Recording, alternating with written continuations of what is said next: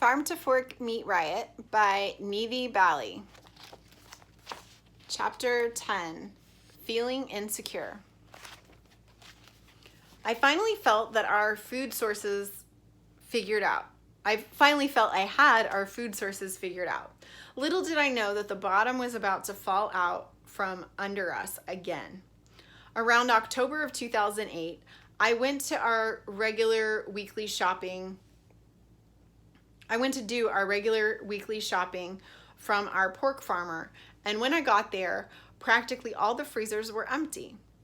I asked when the next delivery would arrive from the processors, and I was told that they had to cut back on their production and were considering how much longer they would remain farming. This small family farm was considering all their options, and one of those options was to sell the farm and do something else. They were struggling, as were most other small family farmers in the area. According to the statistics, we were losing 20% of all of our farmers each year here in North Carolina. From my boots to the ground observations, however, it was far more than that. And in fact, from where I stood that day, most of the small family farms were gone. Much of our farmland has been abandoned or developed for other uses. Until I started looking for food from the farms, I was completely unaware of this. I am not sure why I was stunned. When you stop and look around, there is no real reason to go looking for farmers when you think food is everywhere. Now, I was literally afraid of what we would do for clean food. I went to our poultry farmer, our lamb farmer, and I learned that they all thought about quitting every single day. This broke my heart for them since they loved farming, but even more for the families like ours who really needed them to stay in business so that we could eat without having to homestead ourselves. I came home disheartened and talked about it with my husband. I told him that we had to do something. Here I am, sitting at the house with a 5-month-old, 3-year-old battling cancer, and a 4-year-old. Sure, I needed to start my own business because that seemed like a smart move to make at the time. Not. Against all common sense and against everything the orthodoxy of our time made me believe should be happening right now in my life, I decided I would take the plunge. My husband was never going to agree to buy land and start homesteading. I mean, come on, folks. We are from India. We were supposed to be working in a hospital or in the IT industry or something. Haha, it didn't matter. I needed to do something outrageous. I had to hurry up because we were about to lose the hands that were feeding us. I may not know how to farm, but I'm a professional closer. I had traveled and worked in 36 markets across the country as an SOS solutionary ninja. I took businesses spiraling down into the red and put them in the black within 30 to 60 days all the time. I could do this. I got on my computer and started looking into how to launch a website. This was interesting because during my junior and senior years of high school, I was taking college courses at my local community college to become a computer engineer. At that time, this involved COBOL, BASIC, TRS-DOS, Pascal, and Advanced Turbo Pascal. These computer languages were seemingly obsolete until I realized that this old school computer education would help me design the website I needed now. The back end of these Windows sites were all coded in HTML, which looked like the languages I was using years back. What felt like useless education from years past was now helping me in ways I desperately needed. I did not have a budget to hire help for this new business that I never intended to create in the first place. I knew I could be a one-woman show for my intensive training when I traveled across the country. Now I just had to figure out how to do that with 3 itty-bitty kiddos in tow at all times. My business, Farm to Fork Meat Riot, was born in April of 2009. After several meetings with the farmers I was already purchasing food from, I realized my largest obstacle would be getting them to want to work together. Man, these farmers were uninterested in collaborating because the institutions made them believe that they were competing against each other. Talk about keeping folks divided. Every industry has an association that helps to provide support and education. Our North Carolina agricultural departments would set up seminars and demonstrations, but the marketing education they provided was one equal to that of corporate wholesalers. These small farmers could not operate like large corporations. They did not have enough volume to be able to wholesale. Their marketing and sales training did not work for this group of farmers. I discovered there were many broken parts and pieces within the farming community. Top all of that off with the political stress and tensions from groups like the Cattlemen's Association, who was run by a small group of commodity producers. They were not interested in doing anything to help small family farms that wanted to provide direct retail for their local community. I learned about the fear-mongering imposed on these farm families and various bureaucratic obstacles designed to basically put small producers out of business. These small farmers were not aligned with the centralized corporatic agenda. These small family farms were demonstrating freedoms that the institutions were not interested in growing and supporting. Institutions have been trying to centralize and industrialize the food system. Anyone who supported small family farmers was supposed to be stopped. I was ridiculed and shunned by all the big agricultural leaders. Although we live in a free democracy, these family farmers were thrown under policies and regulations to make it near impossible for them to ever get ahead. Talk about being trapped between a rock and a hard place. Step one of my training to help businesses turn their money train around involved establishing the competition. In this case, the competition was the educational institutions, the corporate institutions, and the centralized government. Well, the centralized food system is actually what I would say. At that time, however, I was unclear on this aspect of the situation. Let us not forget that I did not have any plans to start an actual business of my own. I was simply interested in creating food security for my family without actually having to go out and farm ourselves. I had no business plan, no financial budget, no intention of managing this for any real length of time. My plan was to get the farms going and then go back to my life as a mother and a wife and eventually get back to my old professional life or something similar. I actually had not thought too much past getting all the children past kindergarten age, if I am being honest. Anyway, I trotted my way through the process with full belief that this was temporary marketing type assistance I needed to provide for the farmers. Man, was I in for a rude awakening. The deeper I went into this adventure of assisting the farmers, the more I realized that the consumers had no idea how or why they would ever need to want to support a local farmer outside of the fact that it sounded like a noble gesture and going to farmers markets was fun on sunny days. I was amazed at how many folks had no desire to, or concern about where their food came from. I mean, there is food everywhere, so why am I making such a big deal out of this? The corporatocity, I can't ever say that word, corporocracy, whatever, has created this vision of plentiful abundance on every corner of the street. Why make extra work to support farmers? Aren't we already doing that when we go to the grocery store or to the restaurant? The menu says that they support local.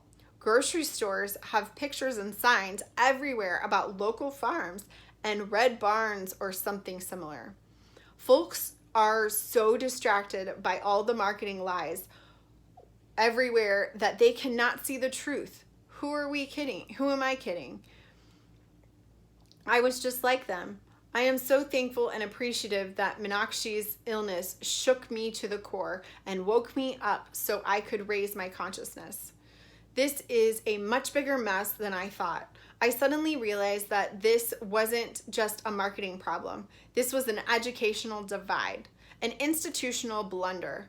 I had to think about why I wanted this food. Frankly, if I had not had to seek life force to save my daughter's life, I would be at the grocery store buying the same blank, dead, carcinogenic food-like substances I was buying before. So now I figured that I needed to start a conversation with folks. I needed to spread some awareness and let folks know what is happening. All of a sudden, it became clear to me why local small family farms were going out of business. First of all, for them to grow, they would have to educate the public about the nutritional benefits of eating nutrient-dense, pasture-based foods. This requires them to teach, and when they do that, the institutions accuse them of making claims that the USDA, FDA, and NCDA and other government folks do not allow them to do.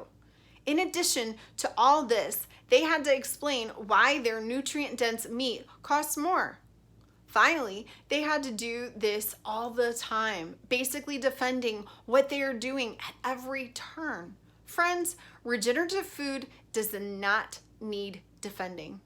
Truth does not need defending. The truth is being revealed all the time if you are ready and willing to receive it. Come on, folks. Who wants to defend truths to people who are not ready to receive it?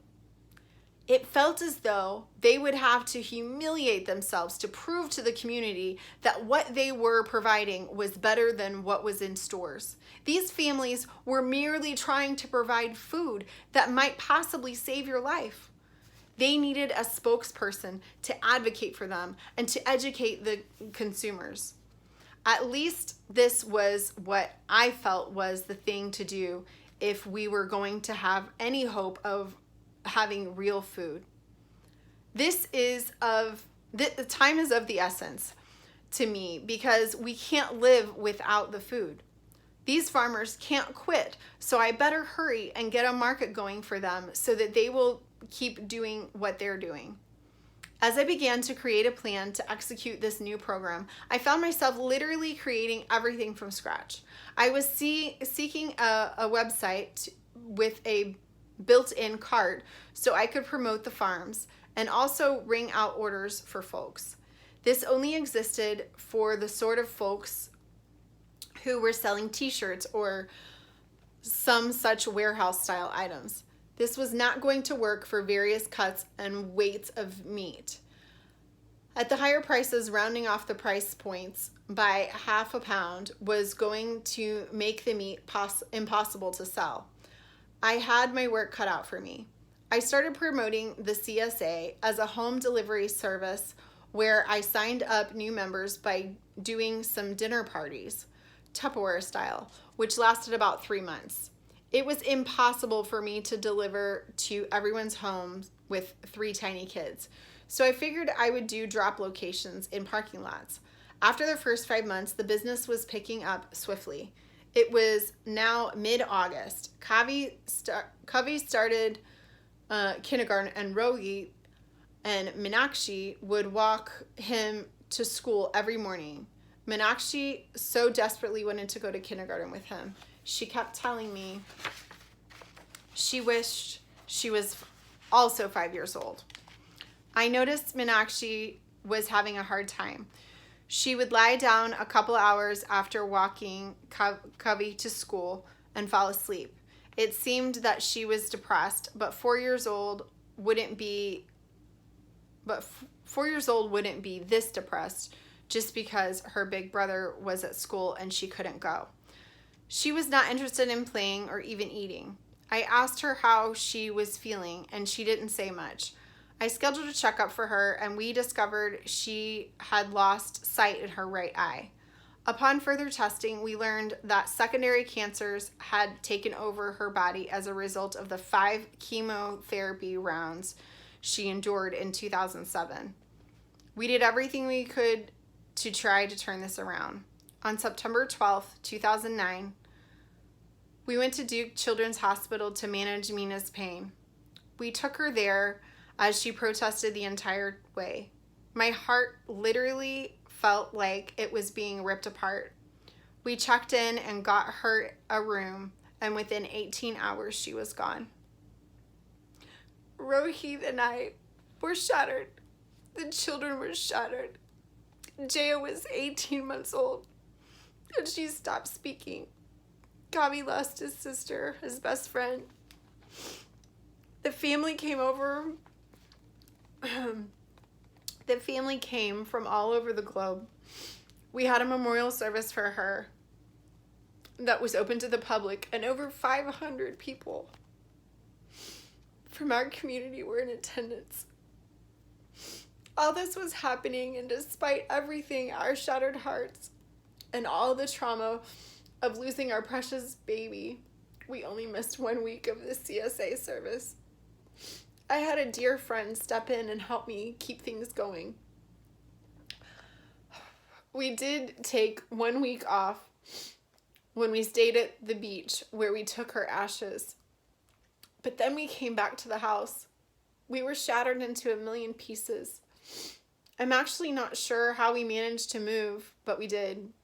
For the first year, I was completely numb. I did not remember much except that Jaya had stopped talking from the day Meenakshi died to exactly the day we reached her 1-year death anniversary. She maintained silence for an entire 365 days as she grieved the loss of her sister. The rest of those first 5 years, I felt as though I was walking through a deep mud pit. Our community held us close and lifted us up in prayer daily. We felt it. We knew we were blessed and loved. Our farmers nourished us, and somehow we kept the CSA mission going. More accurately, our community kept the mission work going. I had little to do with it. Some of the people in our immediate community joined the CSA even if they did not believe in the food. They just believed it was the way to carry us through this traumatic time. I want to thank every person in our lives. I dare not begin to name you all, but if you knew me or our family in 2009, please insert your name here. These superheroes carried me and my family through what I know were the depths of hell for us. I cannot remember the words we exchanged. I may not even remember times we shared in those years because I truly mentally blocked it out as part of my coping mechanism. Our powerful community lifted us unconditionally. If you want to meet them, come to meet me and see all the people around me. That is them. Now I was more determined than ever that we had to keep the mission strong. No one else could lose their child from disease caused by these toxic imitation food-like substances, or the centralized medical institution that supports human torture therapy. I had to share my daughter's story and be sure to do my part to be the one human that rises to create the change I wish to see. Now my mission is to save the babies, hopefully with their parents and family intact. Thank you.